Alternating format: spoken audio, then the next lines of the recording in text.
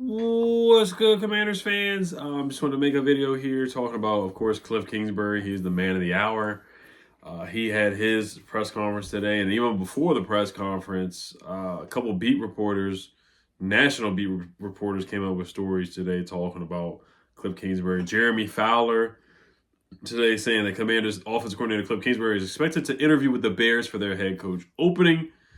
This is the report from Jeremy Fallon. Now, this is a rumor, but it probably is true. He definitely is going to do some interviews. He's earned the right to do it. He's had a heck of a season. And I remember when we were going through our slump, when we lost to the Eagles, we lost to the Steelers, and we lost to somebody else too. I can't remember.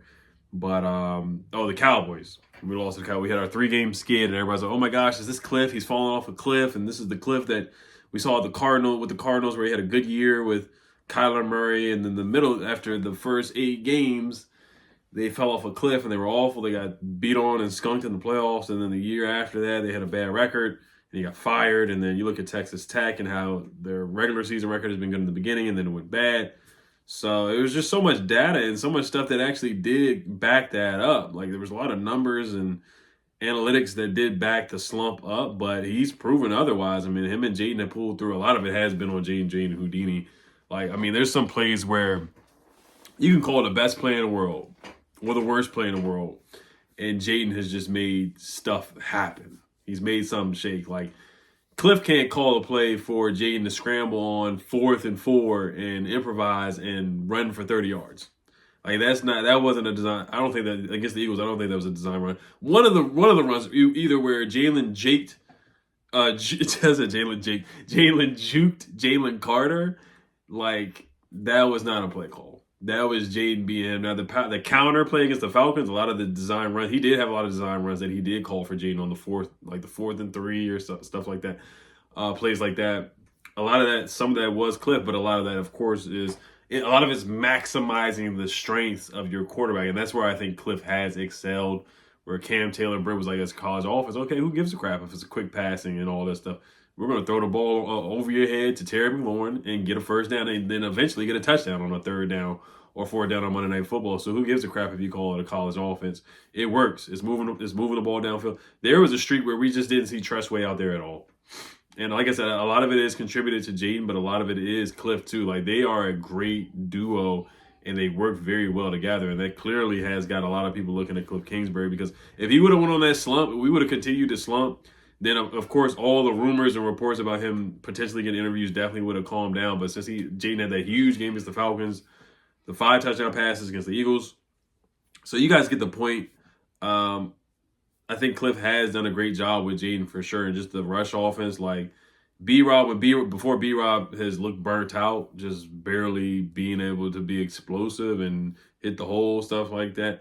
You just look at some of the numbers that we do have, like, and then moving Terry around. This is why I like Kliff, because he's been able to adjust and swallow pride, swallow ego, not have Terry just line up on the left side. He heard the smoke and everything, and it was like, you know what, against the Titans, we're gonna line Terry up on the right side and in the slot.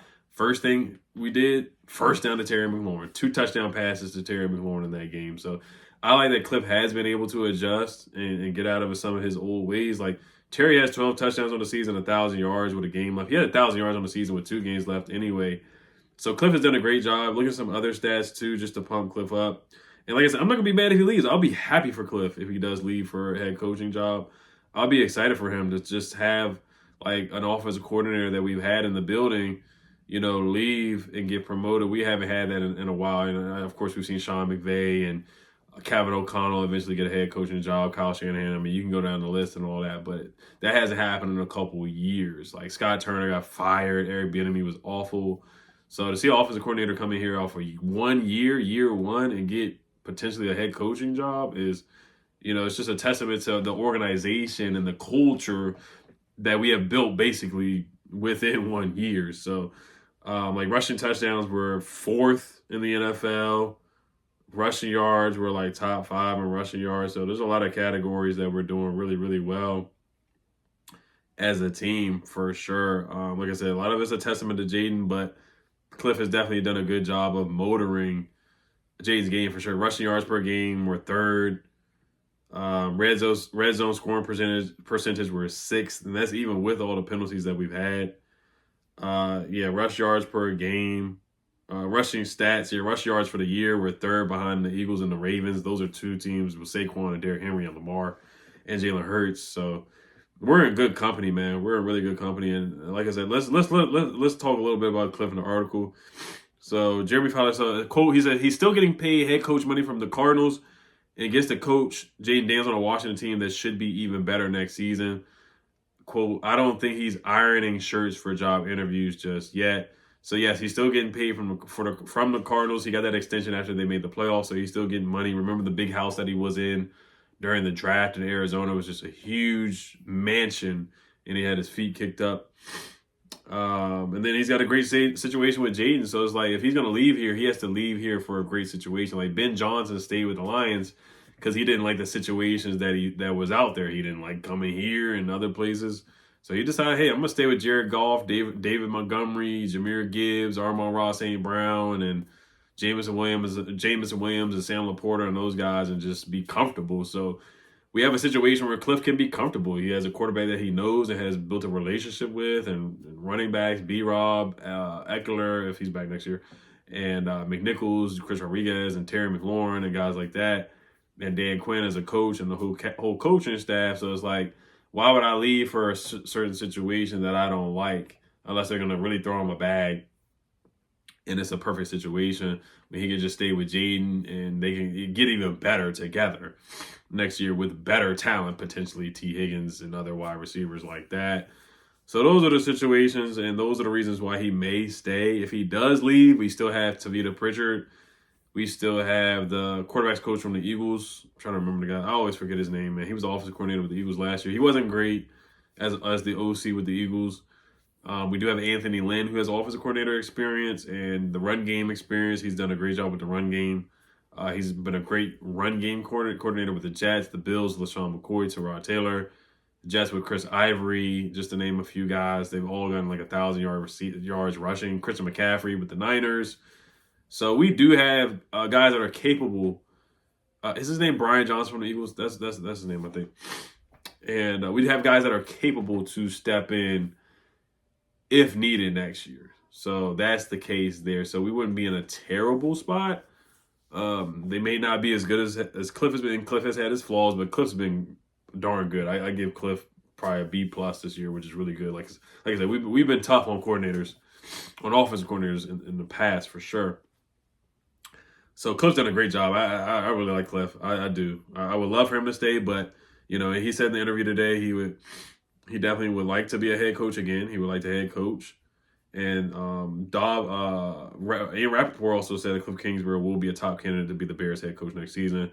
Obviously with the ties with Caleb Williams for sure. So he's gonna get whether it's this year or next year, he's gonna get a head coach job again. Now we saw him fail with Kyler Murray. They didn't see eye to eye and get along with stuff like that. So he does seem like a guy that kind of doesn't want to deal with all the riffraff that comes with being a head coach again. That's just the kind of vibes that he kind of I feel like seeing from him.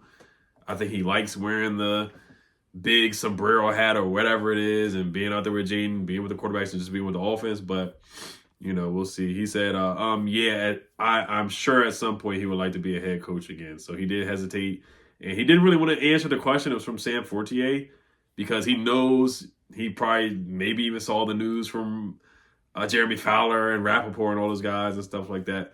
And there's a nugget here too. So teams can request to interview Kliff Kingsbury January 6th, but he can't go on the interview just yet because we're still in the playoffs. So those are the rules. Like I know, so they cannot actually interview him until 3 days after the Commanders' wild card playoff game. So actually, yes. So after, even if we win, which I feel like I'm gonna talk about this later. Either whether it's the Bucs or the Rams, we got to beat the Cowboys first. So yes, I get that. We got to beat the Cowboys first. We got to pay attention to what's in front of us. We can't play with our food. But say we beat the Rams or the Buccaneers, we're the 6th seed, or even if we're the 7th seed and beat the Eagles, teams can actually interview him 3 days after we beat those teams or play those teams, whatever happens in the future. So that's really it about the Kliff stuff. I mean, You know, this is going to happen. Like even Lance Newmark, like Ben Johnson, reportedly rumored he wants Lance Newmark to be his general manager wherever he goes. So, you know, that's what happens when you turn into a good team or you're a good organization. People get poached, players get poached, coaches, general managers, all kind of stuff, scouts. Like they're like, hey, we see Washington cooking. We want what's over there. You know, we want the coach. We want the offensive coordinator. We want all this and stuff like that. So, excuse me. So, and then the fourth down conversions too. I forgot to bring that up. We're like first and fourth down. We're not like we are first and fourth down conversions with 86%. The Bills are behind us with 83, and then after that is Kansas City at 73%. So it's literally a 13% drop off from the first team, which is us, in fourth down conversion rate, and then Kansas City is third, and then the Eagles are fourth, of course, because of the touch push with 72%. So even with 72%, we're still 14% higher than the Eagles and basically Kansas City in converting on fourth downs, and then Detroit is at 68%. So, yeah, I mean, Kliff's done a good job, man, for a rookie quarterback to help him out to get where he's at right now at a rookie of the year and potential MVP candidate. Kliff's done a good job, for sure. He really has. All right, so I do want to talk about the playoff scenario here. So the Rams are going to be sitting Matt Stafford, man, and you guys know, like, if we get the 6th seed, which we are the 6th seed right now, if we stay at the 6th, we would play the Rams in L.A. on the road. It would be a Jaden homecoming game back to California, dome. I think our fans would be able to take over L.A. So those are a lot of the reasons why I like the matchup. Their defense, they have 24th in rushing yards allowed. I feel like we can run the ball against the Rams. I feel like we can throw the ball on the Rams. I feel like you can move the football in there. It would be a shootout in a dome where no weather conditions or anything like that. It's supposed to snow this weekend, as you guys know, in the DMV. But the game's next week, as we all know, the playoff game. I just like the matchup against the Rams, but I do really, really like the matchup against the Buccaneers. So this is the scenario, because a lot of people are like, oh, how are we going to play the Bucs? How are we going to play the Bucs? How can we play the Bucs?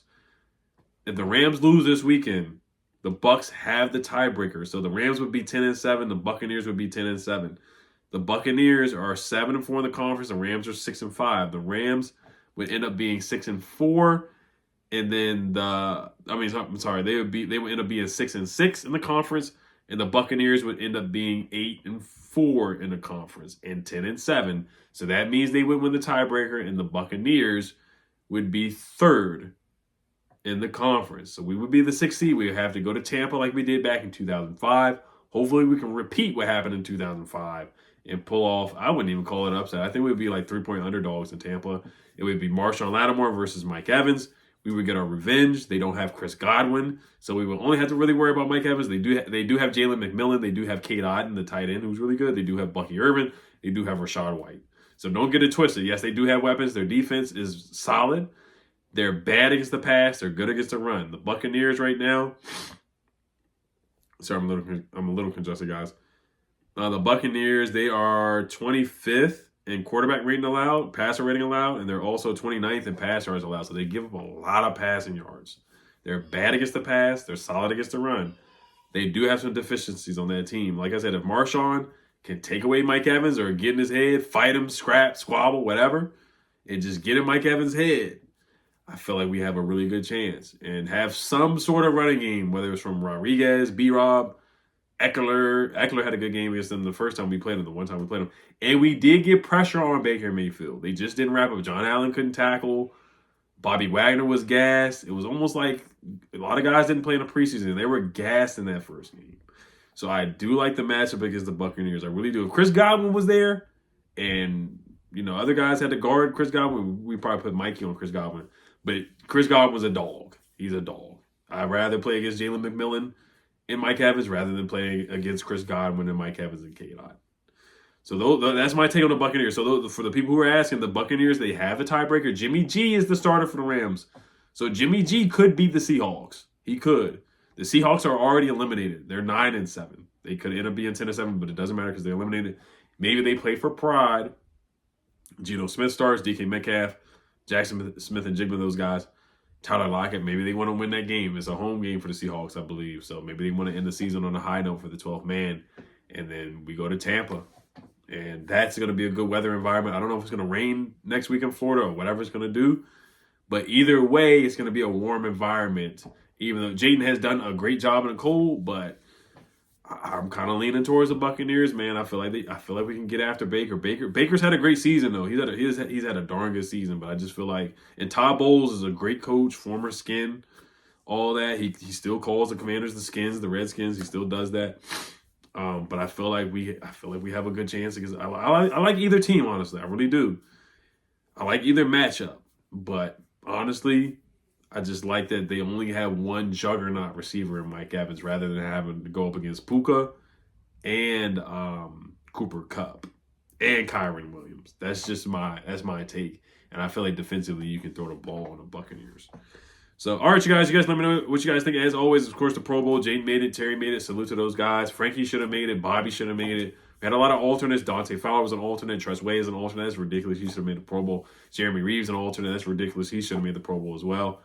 But I'm happy with the guys that got in. Terry definitely does. Terry should be all pro, and Jaden definitely deserved to make the Pro Bowl for sure, to be a starter in the Pro Bowl as well. All right, you guys, as always, Health Commanders, peace. Injury report, I'll talk more about that tomorrow. All right, you guys, Health Commanders, peace.